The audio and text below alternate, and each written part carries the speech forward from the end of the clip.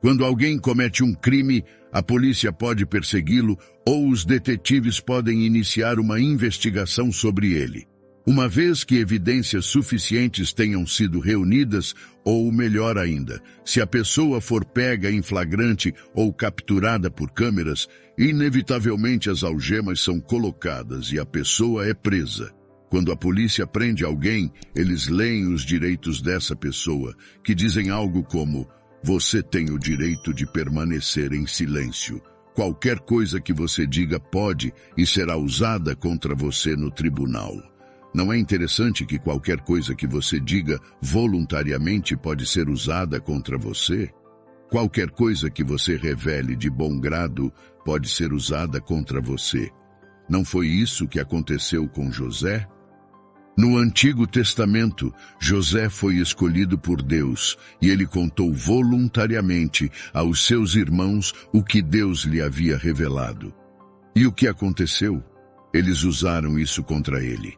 E se eu lhe dissesse que há segredos que os escolhidos nunca deveriam revelar? Sim, até mesmo os filhos de Deus devem manter certas coisas em segredo. O silêncio torna você menos previsível e, portanto, menos vulnerável. Eu diria que o silêncio pode ser uma forma de proteger seu coração e seus planos, pois nem todos que sorriem têm boas intenções. Nem todos que aplaudem estão realmente felizes por você, e nem todos que ouvem têm intenções puras. Alguns estão escutando apenas para usar suas palavras contra você. Então, como filho de Deus, vamos conversar sobre algumas das coisas que você nunca deveria revelar. A primeira coisa que você nunca deve revelar rapidamente são suas primeiras vitórias e avanços. A menos que o Espírito Santo o prepare para falar e testemunhar, tenha muito cuidado com quem você compartilha seus primeiros sucessos. Quando Deus concede favor a você em um determinado campo, seja nos negócios ou na carreira, não se apresse em anunciar. Quando Deus te promove, expande seu território ou eleva você, evite correr para divulgar isso, especialmente na era das mídias sociais. O Salmo 23, versículo 5 diz: Tu preparas uma mesa perante mim, na presença dos meus inimigos. Unges a minha cabeça com óleo, o meu cálice transborda. A Bíblia nunca instrui a anunciar as bênçãos que Deus lhe concedeu. É Deus quem prepara uma mesa para você na presença de seus inimigos. Quando o rei Saul foi ungido e teve seus primeiros avanços, o profeta Samuel lhe disse em 1 Samuel, capítulo 10, quando estes sinais se cumprirem, faça o que a sua mão encontrar para fazer, pois Deus está com você. Ele não o incentivou a divulgar nada publicamente, era um segredo sagrado.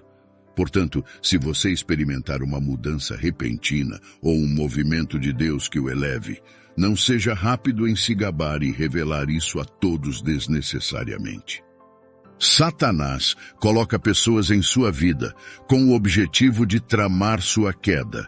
Então tenha cuidado com o que você revela e para quem revela. Em segundo lugar, o que Deus revelou a você ou colocou em seu coração deve ser tratado com cautela. Por exemplo, isso pode ser um desejo de fazer uma viagem missionária e você começa a fazer planos, ou talvez sonhe em ser a pessoa da sua família a abrir e administrar um negócio. Aprenda esta lição. Seja muito cuidadoso ao revelar seus planos e sonhos futuros. Satanás usa pessoas e demônios para seus propósitos. Não só você deve ser cauteloso, mas também deve orar sobre em quem confiar. Não dê à pessoa errada munição para sabotar você. Provérbios, capítulo 29, versículo 11, diz que um tolo desabafa todos os seus sentimentos, mas um homem sábio os segura de volta.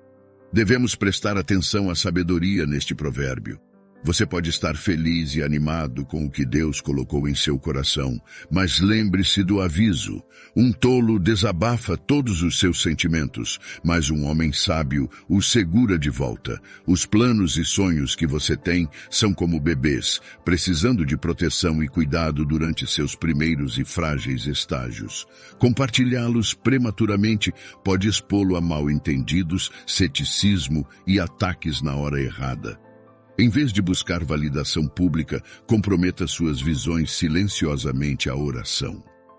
Deus pode fazer com que você compartilhe algumas partes com confidentes de confiança que orarão com você. Aprenda a administrar as revelações com sabedoria. Há um certo nível de segurança no silêncio. Em terceiro lugar, uma das coisas mais importantes que você deve ter muito cuidado ao revelar são seus assuntos familiares. Todos enfrentamos disputas conjugais, preocupações com a saúde, pressões financeiras, conflitos relacionais com crianças ou outras questões delicadas. No entanto, nunca devemos descuidadamente expor o que se passa em casa. O livro de Provérbios nos diz que a mulher sábia constrói sua casa, mas com as próprias mãos o tolo a destrói. No livro de Efésios, os maridos são instruídos a amar suas esposas, como Cristo amou a igreja e se entregou por ela. Tanto o homem quanto a mulher da casa têm um papel a desempenhar, e esse papel é estar unidos. É o desígnio de Deus que o marido seja uma cobertura na casa, amando desinteressadamente, e a palavra de Deus chama a mulher sábia a construir sua casa e não destruí-la. Tudo isso pode ser parcialmente alcançado, mantendo os assuntos de família privados. Nem tudo o que acontece entre você e seu cônjuge deve ser público. Mesmo que vocês tenham desentendimentos, é sempre melhor resolver isso dentro de casa primeiro. Você não deve se tornar um espetáculo público para os outros. Encorajo você a encontrar conselheiros de Deus confiáveis, pessoas que tenham integridade e que possam, em oração, ajudá-lo e encorajá-lo. Não torne sua família vulnerável ao expor suas imperfeições diante de uma audiência que pode julgar. Como sacerdote da sua casa, lide com os problemas de forma privada e proteja seu círculo íntimo de escrutínios desnecessários. Assuntos familiares exigem sabedoria e privacidade. Não caia na armadilha do inimigo de desenvolver ressentimento ou amargura contra seus entes queridos. Evite calúnias que envenenem a forma como os outros percebem sua família. Qualquer disfunção é uma oportunidade para estender mais graça e perdão. Deus deseja curar e restaurar relacionamentos, mas isso deve ocorrer em um contexto de amor e discrição, sem expor dramas. Aprenda a ter contenção em vez de lançar pedras através de compartilhamentos impulsivos que nunca podem ser totalmente retirados. A quarta e última coisa que você nunca deve revelar são seus encontros espirituais íntimos com Deus. Isso pode incluir sonhos e visões que Deus lhe dá. A menos que o Espírito Santo o inspire a compartilhar um testemunho para encorajar outros, muitos momentos profundos com Ele são destinados apenas para você. Não transforme rapidamente eventos espirituais sagrados em uma conversa casual. A visitação de Maria, anunciando sua gravidez imaculada, foi um segredo revelado apenas mais tarde, quando o momento angelical permitiu. João foi instruído a não escrever sobre os trovões que ele ouviu em Apocalipse 10. Paulo falou de coisas inefáveis em 2 Coríntios, capítulo 12, admitindo que ninguém está autorizado a contar. Algumas revelações que Deus nos dá são como bebês em desenvolvimento no útero.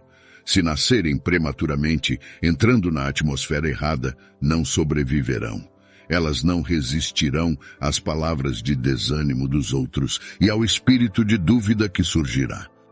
Aqueles que não acreditam prestam homenagem ao Senhor ao manter uma relação íntima reservada com Ele.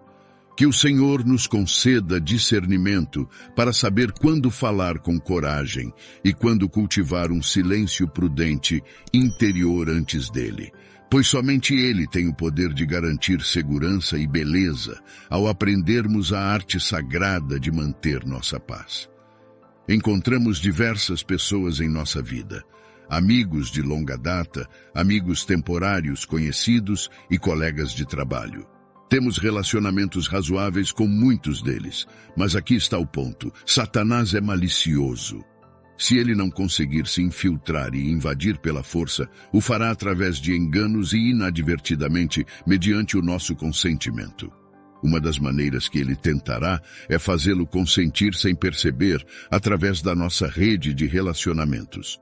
Se Satanás conseguir plantar alguém em seu círculo íntimo, ele sabe que tem boas chances de influenciá-lo a fazer o que é errado. Ele sabe que você é muito mais propenso a ser receptivo quando alguém próximo está encorajando você a fazer o que é errado, especialmente se essa pessoa está ajudando, apoiando e capacitando você a cometer o erro. Portanto, é crucial estar atento aos sinais de que alguém em sua vida pode estar plantado pelo inimigo para tentar desviá-lo da caminhada com o Senhor.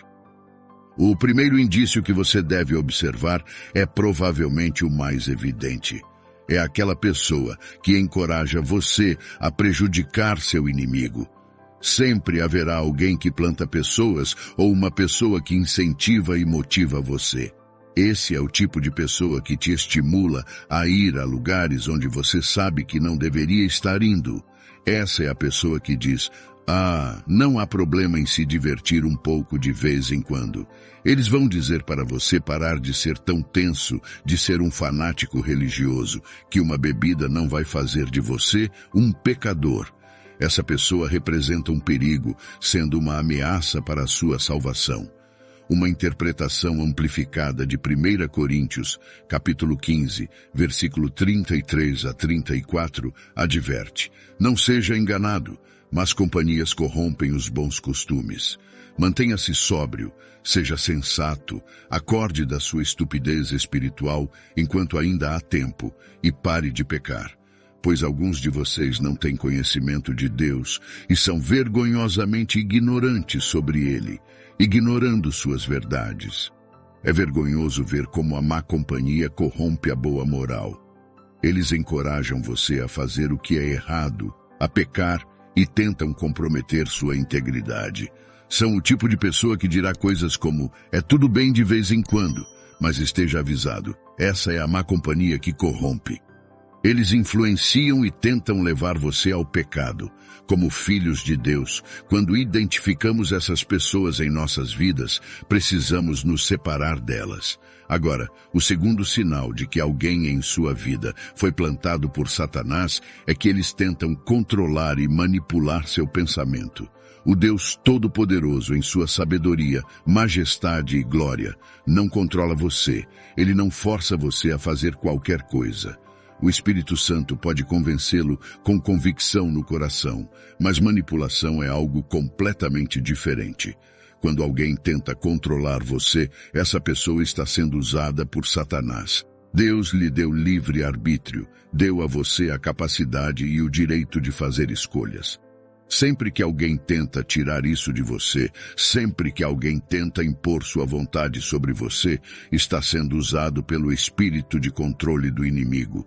Se você observar toda a Bíblia, verá que qualquer pessoa que teve esse espírito de controle foi usada por Satanás. Jezabel exibiu esse espírito controlador.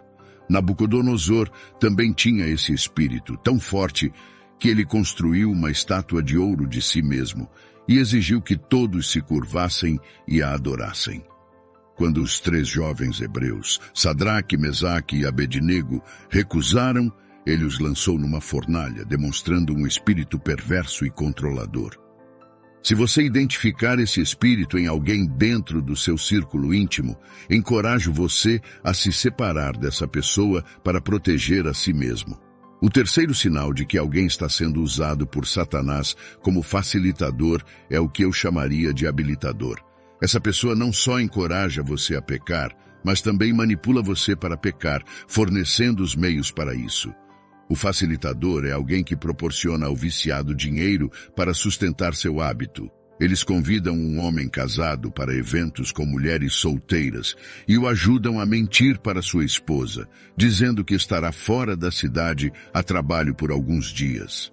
Se você é propenso à cobiça, o facilitador tornará isso possível para você, facilitando a realização desse desejo.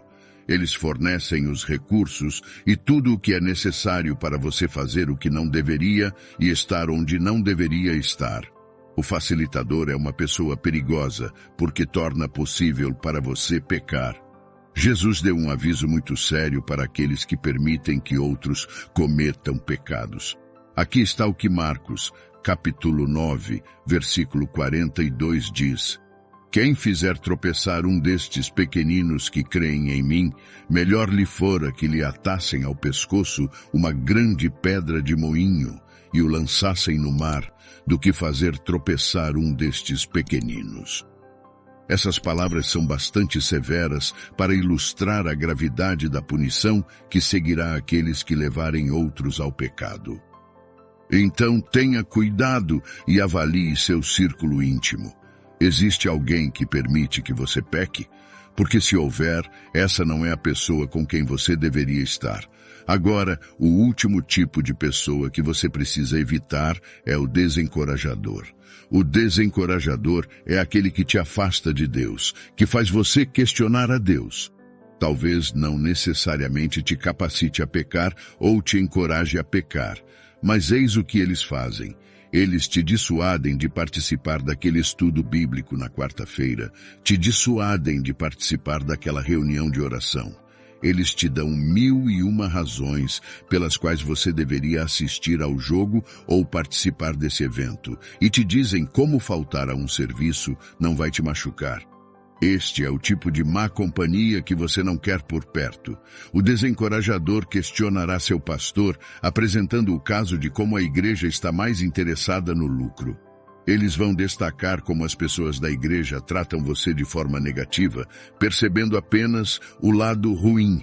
Esteja atento e tenha cuidado com esse tipo de pessoa. Eles nunca vão te contar que não existe uma igreja perfeita.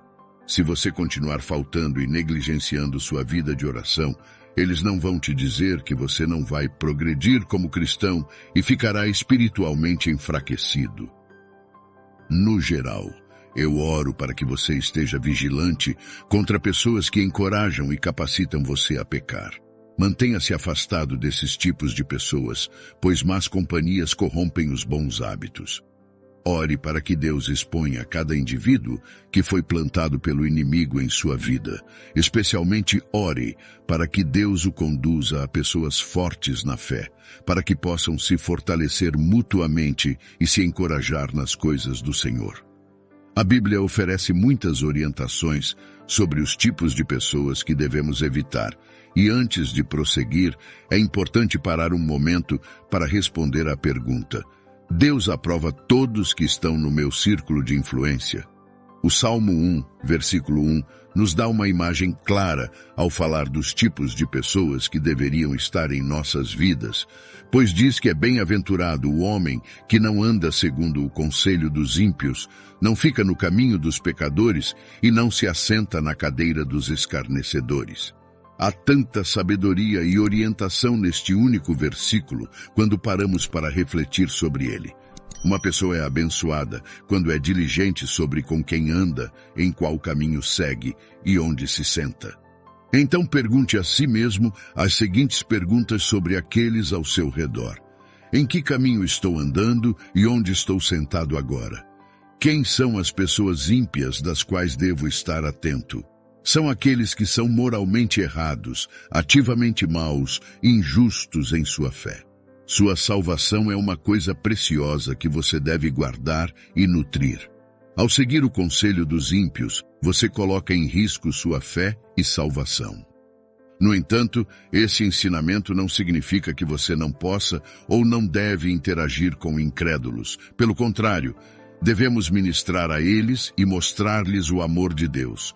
Mas a Bíblia é clara ao dizer que não é aconselhável seguir seu conselho. Não devemos basear nossa orientação principal neles. 1 Coríntios, capítulo 15, versículo 33, nos adverte a não nos deixarmos enganar pelas más companhias, pois elas corrompem bons hábitos. Provérbios, capítulo 13, versículo 20, nos ensina que quem anda com os sábios será sábio, mas o companheiro dos tolos será destruído. Este é um princípio que deve guiar nossa interação com todos que encontramos. Existem diferentes tipos de pessoas. Algumas têm um caráter mau e exibem traços tóxicos, enquanto outras são completamente o oposto e têm um caráter piedoso sólido. Estas são as pessoas que demonstrarão o fruto do Espírito, que encorajarão você na oração, mostrarão um amor divino e terão um espírito doce. No final do dia, precisamos ser pessoas que são orantes e possuam discernimento, porque precisamos proteger a nós mesmos. Não podemos simplesmente permitir que qualquer um entre em nossas vidas. Devemos observar e estudar o caráter das pessoas, porque de uma forma ou de outra, elas terão um impacto sobre nós. As pessoas podem ter diferentes tipos de impacto em nós. Algumas são honestas, enquanto outras são enganosas. Algumas são confiáveis, enquanto outras são mentirosas. Algumas pessoas têm uma excelente ética de trabalho, enquanto outras são preguiçosas. O seu caráter irá influenciar aqueles ao seu redor, para o bem ou para o mal. Da mesma forma, o caráter das pessoas mais próximas de você irá influenciá-lo, seja para o bem ou para o mal. Aqui está a coisa. Quem quer que você decida se associar para formar uma amizade, recuse-se a ser desviado, recuse-se a ser influenciado, recuse-se a ser afastado da verdade e do que é correto. É uma rua de mão única quando nos associamos a pessoas más. Essa rua de mão única nos leva da pureza para a contaminação, da santidade para o pecado, das trevas para a luz, do valor e da virtude para a corrupção e decadência. Quando se trata de com quem devemos e não devemos nos associar, a Bíblia é clara. Somos instruídos a não nos unirmos com os incrédulos. A comunhão entre justiça e injustiça, luz e escuridão, harmonia entre Cristo e os ímpios não tem lugar. Devemos nos afastar deles e ser separados.